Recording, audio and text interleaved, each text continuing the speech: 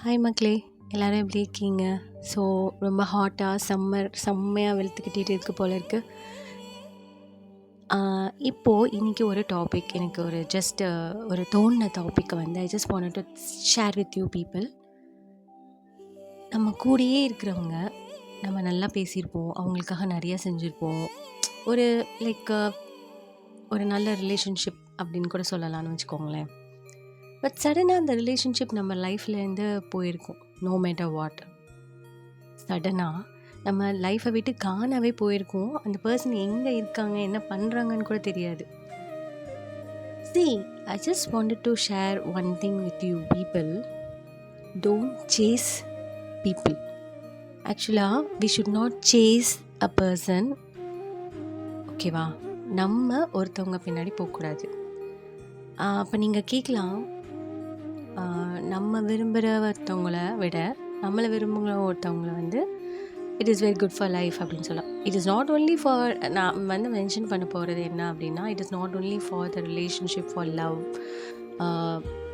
Relationship அப்படிங்கன்னா அது எந்த ரிலேஷன்ஷிப் வேணாலும் இருக்கலாம். அம்மா அப்பா உறவாக இருக்கலாம், அண்ணன் தம்பி உறவாக இருக்கலாம், ஃப்ரெண்டாக இருக்கலாம், லவராக இருக்கலாம், ஹஸ்பண்டாக இருக்கலாம், ஒய்ஃபாக இருக்கலாம், யாராக வேணாலும் இருக்கலாம். அந்த உறவு நம்மளை ரொம்ப இம்பார்ட்டண்ட்டாக நினைக்கும் போது it will come to us automatically.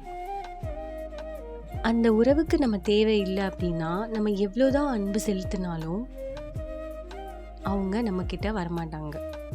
ஓகேவா? நீங்கள் எவ்வளோ ட்ரூவாக இருந்தாலும் சரி, நீங்கள் எவ்வளோ நல்லது செஞ்சாலும் சரி, நீங்கள் ஓடி ஓடி நல்லது செஞ்சாலும் சரி, என்ன பண்ணனாலும் அதில் ஒரு பிரேக் வந்துடுச்சுன்னா அவ்வளோதான். ஓகேவா? பிகாஸ் ரெண்டு கையும் சேர்ந்து தட்டினா தான் ஓசைகள் வரும்.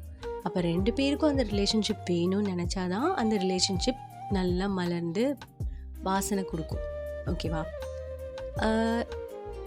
ரிலேஷன்ஷிப் அப்படின்னா ஒருத்தர் வந்து நம்மளை மட்டம் தட்டிகிட்டே இருக்கிறது, அவங்க என்ன தான் நம்மளை மட்டம் தட்டினாலும் அவங்களுக்காக நம்ம நிறையா செய்யணும், ஏன்னா அந்த ரிலேஷன்ஷிப் விட்டு நம்ம போயிடக்கூடாது அப்படின்னு நினைப்போம். பட் அது இல்லை true relationship. Equal importance, equal respect. They have to respect you and you have to respect them. அங்கே வந்து மியூச்சுவல் ரெஸ்பெக்ட் இருக்கணும், மியூச்சுவல் அண்டர்ஸ்டாண்டிங் இருக்கணும், ப்ராப்பர் கம்யூனிகேஷன் இருக்கணும். ப்ராப்பர் ஒரு விஷயத்த நம்ம சொல்கிறோம், ஒரு விஷயத்த அவங்கக்கிட்டேருந்து நம்ம மறைக்கிறோம் அப்படின்னா தேர் மஸ்ட் பி ரீசன் அப்படிங்கிற ஸ்ட்ராங் பிலீஃப் உங்கள் மேலே இருக்கணும். இப்படிலாம் ஒரு ட்ரஸ்ட் பிளைண்ட்லி அப்படிங்கிற அந்த டேக்கோட ஒரு ரிலேஷன்ஷிப் இருந்துச்சு அப்படின்னா it will long last for ever. ஓகேவா? அப்படி இல்லை, ஒருத்தர் மட்டுமே எல்லாம் செய்கிறோம், ஒருத்தர் மட்டுமே அன்பு கொடுக்குறோம், ஒருத்தர் மட்டுமே ரொம்ப கேர் பண்ணுறோம், ஒருத்தர் மட்டுமே அவங்க நம்ம விட்டு போயிடக்கூடாதுன்னு we are chasing that particular person அப்படின்னா அந்த ரிலேஷன்ஷிப் போயிடுச்சுன்னா சேஸ் பண்ணவங்க இருக்காங்க பார்த்தீங்களா, அன்பு கொடுத்தவங்களுக்கு அதிக காயங்கள் வரும். ஓகேயா? ஸோ எப்பொழுதுமே தன்னைத்தானே லவ் பண்ணுங்க.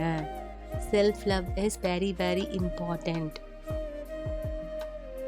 நம்ம நிறைய பேருக்கு ஓடி ஓடி செய்கிறோம்ல, நம்மளை நாம் யார் பார்த்துப்பா? நம்மளை நாம் தானே பார்த்துக்கணும். we have to heal ourselves, we have to take care of ourselves, we have to love, we have to give love, we have to pour love on us, we have to we have to shower ourselves with love. அப்படியே ஃபுல்லாக நம்மளை நாமளே வந்து ரொம்ப பிடிச்சி நம்ம வந்து ரொம்ப அன்பாக இருக்கணும். அப்போ நமக்கு தான் ஃபஸ்ட்டு ப்ரியாரிட்டி இந்த வேர்ல்டுலே கொடுக்கணும். ஓகேவா? ஒரு கஷ்டம் வருது, உங்களை விட்டுட்டு போயிட்டாங்கன்னு வச்சுக்கோங்களேன். ஃபார் எக்ஸாம்பிள், இப்போ திடீர்னு வந்து ஒரு அன்எக்ஸ்பெக்டட் ஒரு மொமெண்ட் வந்து உங்களுக்கு நடக்குது, ஒரு சின்ன ஒரு நோயே வருதுன்னு வச்சுக்கோங்களேன். பட் அந்த ஆப்போசிட்டில் இருக்கிறவங்க நம்மளை விட்டுட்டு போயிட்டாங்கன்னு வச்சுக்கோங்களேன். வெதர் இட் இஸ் பேரண்ட்ஸாக இருக்கலாம், செகண்ட் த சேம் திங், என்ன மாதிரிலாம் ரிலேஷன்ஷிப்பாக இருக்கலாம். நீங்கள் அன்எக்ஸ்பெக்டடாக அந்த ஃப்ரெண்டோ இல்லை வந்து பேரண்ட்டோ இல்லை வந்து அந்த ரிலேஷன்ஷிப் நம்மளை விட்டு போக மாட்டாங்க நீங்கள் நினைக்கிறீங்க. பட் ஸ்டில் அந்த அந்த ரிலேஷன்ஷிப்பில் இருக்கிறவங்க போயிடுறாங்க. How you will feel? நான் அந்த மாதிரி ஒரு இடத்துல இருந்திருந்தேன்னா கண்டிப்பாக அவங்கள விட்டு போயிருக்க மாட்டேங்க நீங்கள் கண்டிப்பாக நினைப்பீங்க. கரெக்டாக? ஸோ அந்த இடத்துல யார் தனியாக நிற்கிறது? ஸ்டில் நீங்கள் தான். உங்களுக்கு நீங்கள் மட்டும்தான்.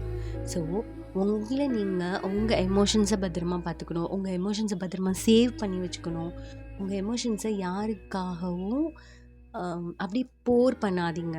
உங்களுக்கு லைஃப்பில் ரொம்ப ஃபர்ஸ்ட் ப்ரியாரிட்டி நீங்கள் மட்டும்தான். அப்புறம் உங்கள் லைஃப்பை ஸ்பிரிச்சுவல் பாத்தில் எடுத்துகிட்டு போகிறது தான். ஓகேவா? ஒருத்தவங்க நம்மக்கிட்ட பேசலையோ, ஒரு விஷயம் நமக்கு எகெயின்ஸ்டாக நடக்குதோ, ஒரு விஷயம் நமக்கு பிடிக்காத மாதிரி நடக்குதோ அப்படின்னா, அந்த இடத்துல அந்த நினச்சி அந்த விஷயத்தை நினச்சி நம்ம வேதனைப்படுறதுனால அந்த ஓவர் நைட்டில் அந்த விஷயம் மாறி போகாது. ஓகேவா? அந்த விஷயத்துக்காக ரொம்ப நம்மளை டிப்ரெஸ் ஆகிறது, சப்ரெஸ் ஆகிறது, whatever etcetera those fantasising words, right? அந்த வேர்ட்ஸ் எல்லாமே இருந்தாலும் first you need to heal yourself. That is very important in any relationship. எதுவாக வேணால் இருக்கலாம். உங்களை நீங்கள் ஹீல் பண்ணிக்க தான் ஃபஸ்ட்டு நீங்கள் பார்க்கணும். ஓகேயா?